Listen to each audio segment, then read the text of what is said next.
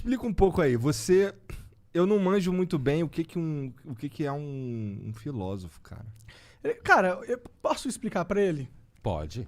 Cara, ele basicamente tem as linhas de raciocínio dele, ele gosta de explorar elas o máximo possível e ele arranjou um dia de ganhar dinheiro. Então calma aí. Então tu Com tem, isso. tu tem um jeito específico de pensar, é isso? Então, assim, olha. Primeiro filósofo é uma formação universitária, profissional. Na Tá. origem não era. Platão Aham. criou uma escola que ele chamava academia. Tu acha que necessariamente um filósofo precisa estudar filosofia? Eu diria para você o seguinte: para você pensar de uma forma mais organizada, você precisa ter disciplina. Tá. Porque um filósofo tem que ler muito. Porque senão você começa a dar opinião idiota. Entendeu? Assim, tipo, tá chovendo hoje? Ontem não choveu. Quer dizer, nada. Então você tem que ler muito. Pensar profissionalmente significa que você tem que estar lendo, entrando em contato, seja textos clássicos, autores atuais. Tem que ler muito. Por isso que eu falo que filósofo normalmente vive com os mortos. Porque a gente Fica fica lendo direto. o tempo inteiro lendo, e isso é a profissão. Então, se você não gostar disso, fudeu, né? Agora, desde o século XIX para cá, mais sistematicamente, filosofia virou uma profissão. Então, normalmente você dá aula, né? Você dá aula, seja em filosofia, seja em outros cursos. No século XX, na França, surgiram assim os primeiros filósofos pop. Sartre, Albert Camus, Merleau-Ponty, ali depois da Segunda Guerra, que ficaram famosos, davam entrevista em jornal, escreviam em revista. Então, Camus eu li bastante Camus, na faculdade. Mito de Sísifo, Estrangeiro, foram os primeiros filósofos pop, digamos assim, da história, e foi na França. Então eu diria para você que assim, um filósofo, ele pode ser apenas um reprodutor de muitas das ideias que ele estuda. A gente na formação, a gente tem que fazer mestrado, doutorado, pós-doutorado, sustentar tese, né? O doutorado tem que ser original. E agora, você pode ou não desenvolver visões mais originais, que você chamou de ter umas ideias e tal. A nossa formação não é para isso. A formação filosófica profissional é para você ser especialista em determinada escola filosófica, determinado autor, uma área política, ética, sei lá, ciência, não sei o quê. Dependendo do teu, quando eu fui para filosofia depois de fazer 5 anos de medicina, né? Eu escutei muito na faculdade de medicina que eu fazia a pergunta errada. Por quê? Porque eu fazia perguntas de filósofo, né? Aí, quando eu estava no 2º ano, eu fui estudar Freud, psicanálise, para ver se dava um freio de arrumação na faculdade. Como eu venho de família de médico, então, vou ser médico. Bom aluno, vou ser médico, é normal, né? Mas aí eu fui morar 1 ano no kibbutz, em Israel, para espairecer a cabeça e tal. Mas eu fazia pergunta que eu levava umas bordoadas, assim, porque isso não é pergunta de médico. Aí eu fui para a psicanálise, estudei psicanálise cerca de 10 anos, e a psicanálise acabou me levando para a filosofia. Aí eu resolvi fazer a graduação de filosofia e fazer toda a carreira. Então, quando eu cheguei na filosofia, eu devia estar, na graduação, eu devia estar com 25 anos, alguma coisa assim. Não era mais moleque. Era jovem, mas é um moleque. Já era até pai, pô. Sim, já era pai, exatamente. E aí, assim, eu entrei na filosofia já meio que para valer. Eu não queria ir para a filosofia para virar especialista num cara e falar daquilo a vida inteira. Uhum. Eu queria ir para a filosofia para responder as perguntas erradas que eu fazia na medicina. Entendeu? Então, ainda no 1º ano de filosofia, eu era leitor do Paulo Francis, que eu não sei se vocês sabem quem é. Não manjo. É um grande jornalista que morreu em 97. Foi muito famoso nos anos 80, 90. Vocês iam gostar. Vocês gostam de rir de gente que fala merda? Põe Paulo Não, Francis. mas eu sou o cara que fala merda também. Mas normalmente.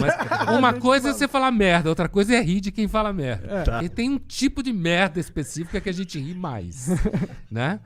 E aí ele escrevia na Ilustrada, na Folha, na época. E eu já tinha a intenção de escrever na Ilustrada no 1º ano de filosofia. Eu já queria ir para a mídia, Entendi. porque eu queria fazer parte do debate público. E eu fiz isso. Entendi. E aí hoje tu dá aula, tu dá palestra, tu Escrevo livro. dá umas cagadas bem longas, fica sentado É, lá. a gente tava pensando A gente aqui. tava pirando aqui, cara, como é que é uma cagada de um filósofo? Deve ser uma cagada de horas. Não pode, porque senão você faz hemorroida. Que porra é essa? Só amador pensa na privada. Cara. Profissional pensa dentro de uma biblioteca, cara, cercado de livro. Tá certo, tá certo. Eu sou amador. Bom, Pô, pelo menos a gente é amador nisso, né? Que legal. Pelo menos a gente tá pensando. Você conversa muito com seus amigos também filósofos? então, Você acha que tipo, trocar ideia com os filósofos é também uma forma de adquirir conhecimento ou olha, chegar em vou novas te dizer ideias? uma coisa. Por exemplo, eu estava citando algumas das figuras famosas e o Karnal que é meu amigo já há algum tempo. Às vezes a gente fala por WhatsApp, né? Muitas vezes, assim... Normalmente a gente só fala merda. Certo? Entendi. Então, Normal, assim, como todo mundo. a gente só fala merda. E assim, mesmo ex-colegas de faculdade, um deles é muito meu amigo até hoje, a gente normalmente só fala merda. Por que acontece? Você fala coisa cabeça o dia inteiro. Ah, Então, pois é. por exemplo, aqui a gente tá falando coisa cabeça, apesar de usar uma linguagem meio de merda. Sim. Né? Mas, assim, você fala um monte de coisa inteligente, escreve coisa inteligente, é na mídia, é no mundo corporativo quando você faz palestra. Então, chega uma hora, quando você sai das quadras, digamos assim, você só quer falar merda. Que merda que vocês falam normalmente? Aqui todo cara fala, normalmente. Tipo, mulher. Quando tem corintiano, eu gosto de zoar corintiano. Você assiste filme ruim? O que você chama de filme ruim? Pra mim, Avengers. filme ruim é o Nosso Lar. Nosso Lar? Esse filme é Aquele ruim? espírito, ruim pra Eu não caralho. assisti, eu não assisti. É o pior filme que eu vi na minha vida. É difícil dizer o melhor filme que eu vi na minha vida. Nunca viu as grandes aventuras de Branca Leone. Não, é pior. O que eu tô falando é pior.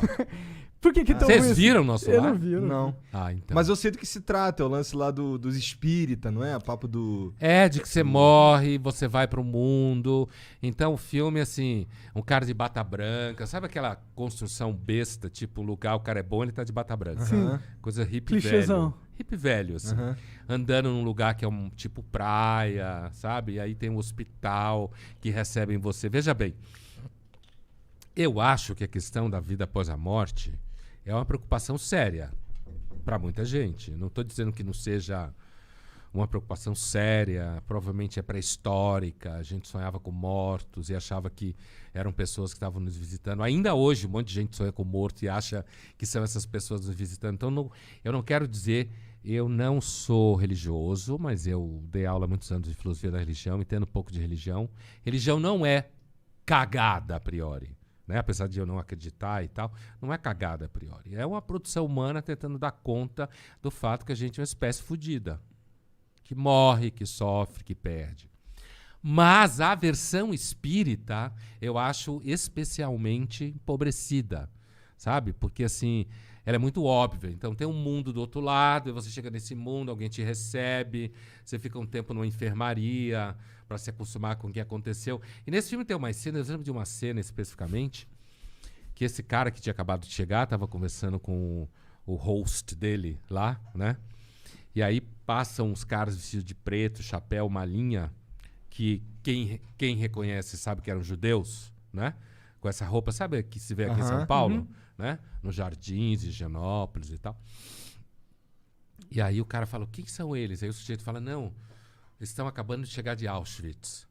Isso é uma materialização extremamente idiota. Caralho. Da situação. É como se você chegasse lá com a mesma roupa que você usa. Então você associa judeu, roupa preta, Auschwitz, nazismo. Você entendeu o que eu quero dizer? Que é pobre de espírito. E é meio de mau gosto também, né? Essa cena é uma cena um pouco empobrecida, assim, mas... Então eu acho que esse foi o pior filme que eu já vi na vida. Eu sempre cito quando alguém fala de filme, assim. Mas então tu não acredita nesse papo que a gente vai morrer e vai ter alguma coisa depois? Eu tendo a achar que não. É? Mas tu não sente que isso daí... Imagina se todo mundo acreditasse que, sei lá, não tem nada quando a gente morrer. Isso daí não daria uma pirada na cabeça de todo mundo? Não é bom que as pessoas acreditem Então, que tem algo? isso que você está me perguntando, que é uma questão muito antiga e muito séria, debatida sobre a relação entre filosofia moral e vida social e contrato social, isso é uma questão muito antiga, né? E séria. Não é a mesma coisa de dizer que eu ou você acreditamos na vida após a morte. O que você está perguntando é acerca da função social da religião. Né? Muita gente acha, se a gente olhar a história da humanidade assim, e a maior parte da humanidade sempre foi religiosa, desde a pré-história, provavelmente, se acredita em ungüentos, em curas miraculosas, a própria palavra xamã vem da Sibéria, tem por aí uns 30 mil anos, então os siberianos são muito malucos, assim, no bom sentido, né? Drogas e viagem para outras dimensões. A gente seguramente delirava bastante, delirava no sentido de não só de ingerir princípios ativos, psicoativos que geram percepções, mas assim mesmo de misturar a realidade com o mito. A própria experiência do pensamento no começo, provavelmente a gente achava que era uma voz falando na cabeça. Como até hoje tem gente que acha, né? Então, assim, é possível dizer que talvez se ninguém acreditasse numa vida após a morte, a gente tivesse mais problemas. Não dá para afirmar com certeza, porque a gente não conhece isso. A humanidade sempre acreditou mais, entendeu? Isso não é interessante? Eu acho muito interessante que, tipo, por mais que a gente tá chegando na era moderna e